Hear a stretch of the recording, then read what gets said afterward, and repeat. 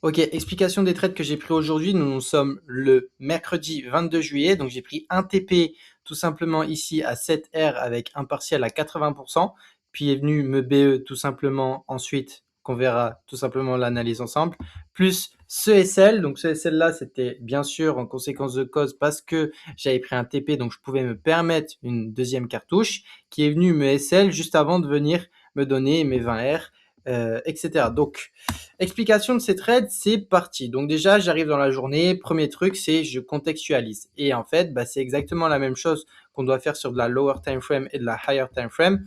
J'identifie concrètement dans quel contexte nous sommes. Là, si on se réfère à l'IBDA, les 3 précédents jours, on voit clairement qu'on est bearish et donc nous, on ne va pas chercher à réinventer la roue, on va continuer de vendre. Surtout que là, on a une zone de trappe avec des acheteurs. Donc, on conscientise le fait qu'en fait, il y a encore des acheteurs ici et que on devrait venir fake boss à partir d'ici. Donc là, on est juste en création de liquidité vendeuse. Et donc, nous, on conscientise ce fait-là que du coup, on va continuer à chercher des ventes jusqu'à ce qu'on vienne saisir notre fake boss. Donc, concrètement, moi, c'était mon analyse. J'étais bearish. La seconde chose, c'est que j'ai vu la journée précédente, on était venu fake boss à ce niveau-ci. Donc pour moi, ce niveau-là était high resistance. Donc il y avait forcément beaucoup moins d'intérêt à venir saisir ce niveau que ce plus bas. Pourquoi? Parce que ce plus bas est une réaction dans une zone de trappe où on sait qu'il y a des SL juste en dessous. Donc déjà, le billet, il était encore plus conforté à l'idée de vendre. Ensuite, je suis passé en M5. Du coup, j'ai fait mon travail de trail stop. Et là, qu'est-ce que j'ai fait? J'ai vu qu'on avait des BO, des break and retest qui se plaçaient avec des SL ici. Pareil, on avait encore des BO qui se plaçaient ici, encore des BO qui se plaçaient ici. Et là, on a un prix qui, vous le voyez, crée une cassure de structure. Vient récupérer ce high-là et du coup, crée une réaction dans le trap, donc fait rentrer des acheteurs et vient récupérer les vendeurs qui ont trail stop ici. Et donc, ce niveau-là était, pour ma part, aussi high resistance. Pourquoi? Parce qu'en fait, l'argent avait été saisi. Ok, donc maintenant, on continue le travail. BO ici, BO ici, BO ici. Donc SL là, SL là, SL là. Et on voit qu'en fait, littéralement, tout le monde vend dans cette zone de trappe là. On a une réaction ici, on a une réaction ici. On a plusieurs réactions. Et on voit du coup qu'il y a énormément de vendeurs ici. Donc pour moi, ma liquidité, elle était là. Surtout que ça fait 2 touches à la trendline juste ensuite. Donc il y a encore énormément d'acteurs qui vendent ici. Donc la vision, elle était claire. Attendre la saisie des vendeurs pour ensuite vendre. Ok.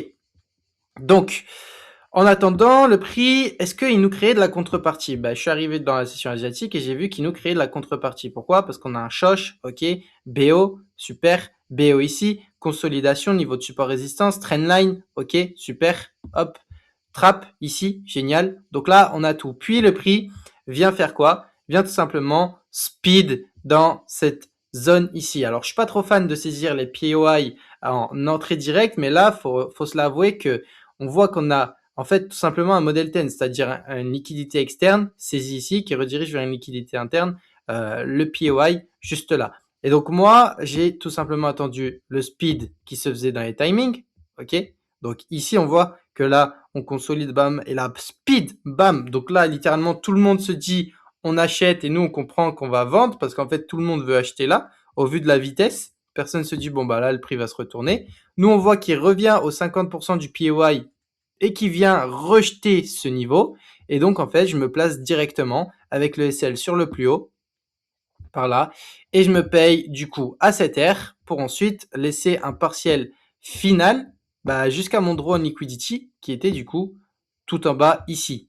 Puis le prix est tout simplement venu me BE. Ok, on voit que là, du coup, forcément, il a récupéré de la contrepartie, mais in fine, on est toujours dans une zone de trappe, qui est celle-ci. Donc, on a toujours quand même des acheteurs. Mais du coup, on comprend que là, on doit venir saisir encore des vendeurs avant de partir dans la direction. Parce que là, on conforte les acheteurs.